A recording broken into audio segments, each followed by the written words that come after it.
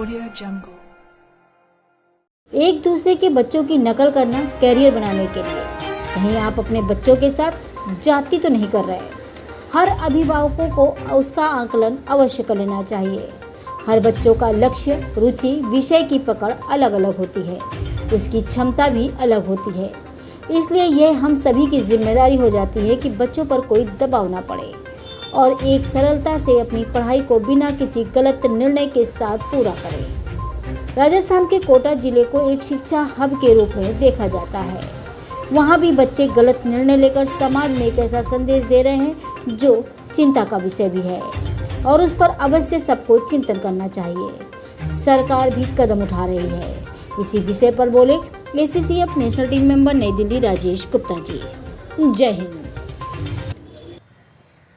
हमारे आपके सपनों में बच्चों के लिए बहुत कुछ भावनाएं और बहुत कुछ आशाएं और बहुत कुछ उत्साहें, ऐसा उत्साह, ऐसी आशाएं जो हम बच्चों की क्षमताओं को आकलन ना करके उनके ऊपर मान लेते हैं, सोच लेते हैं और एक दबाव में आकर बच्चे ऐसा कार्य करने लगते हैं जो हमारे हाथ से भी निकल जाता है और कुछ सोचने समझने का भी मौका नहीं मिलता।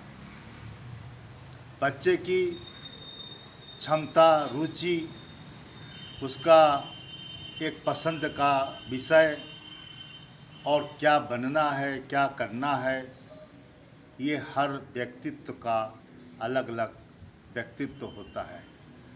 हर व्यक्तित्व का व्यक्ति रुचि और अपनी आदतों के कारण अलग से माना जाता है और समझा जाता है, मगर हम देखा देखी में एक दूसरे के तुलना करके अपने बच्चों को ऐसा बोझ मन में डाल देते हैं कि वो बच्चे जब किसी कोचिंग सेंटर में या किसी ऐसी जगह पर पढ़ने जाते हैं जहाँ पर कंपटीशन की भावनाएं होती हैं और उस भावनाओं के परिणाम जब नोटिस बोर्ड पर हर हफ्ते, हर 15 दिन, हर महीने, हर 3 महीने, हर 6 महीने आदि में लगाए जाते हैं और नंबर कम आने पर उनके अंदर एक हीन भावना पैदा होने लगती है और उस हीन भावना से जो कुछ क्षमता थी, जो कुछ सीखने का एक जज्बा था,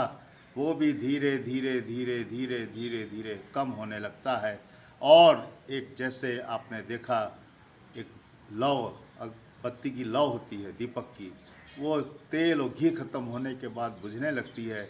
वही रुझान और एक तरह का देखा जाए तो बच्चों का लालसा बहुत धीमी गति से ख़त्म हो जाती है और उसका परिणाम होता है कुछ ऐसे कार्य जिनको सुनकर हम आप सब बड़ा अचंभित हो जाते हैं। कोई सुसाइड नोट करके सुसाइड कर रहा है, कोई अन्य ऐसे कार्य कर रहा है जिससे वो अपनी ज़िंदगी को ख़त्म कर रहा है। और ये घटनाएं ज़्यादातर हमारे भारत में एक राज्य है राजस्थान, वहाँ पर एक शहर है कोटा, उसमें सुनाई पड़ रही हैं और उस सब का कारण को देखते हुए हमारे माता पिता की भी ये एक अहम ड्यूटी बनती है कि वो अपना और अपने बच्चे का पारदर्शिता के साथ अवलोकन करें कि वास्तव में जिसके लिए हम भेज रहे हैं उस लायक क्षमता है कि नहीं। कहीं हम गलत तुलना करके, गलत निर्णय लेकर कहीं बच्चे के मन में इतना दबाव पैदा ना करें कि वो ज़िंदगी के खेल में खेलने लगे और पढ़ाई का जो जज्बा है वो ख़त्म हो जाए और हमें कुछ ऐसी अनहोनी खबर मिले जो हमारे आपके दिल को एकदम अचंभित कर दे। सरकार भी इस पर विचार कर रही है। कई ऐसे बहुत से नए नियम, दिशा निर्देश दिए गए हैं जिनको कि कोचिंग सेंटर के लोग, वहाँ के प्रभारी, वहाँ के जो और भी अन्य संबंधित संस्थाएं हैं, हॉस्टल वाले या अन्य जो भी चीज़ हैं जो लगे हुए हैं, उनको सबको दिशा निर्देश दिया जा रहा है कि आप बच्चों की गतिविधियों पर नज़र रखें और एक मानवता और प्यार और हमजोली वाला संबंध बनाकर बच्चों को पढ़ाने में मदद करें।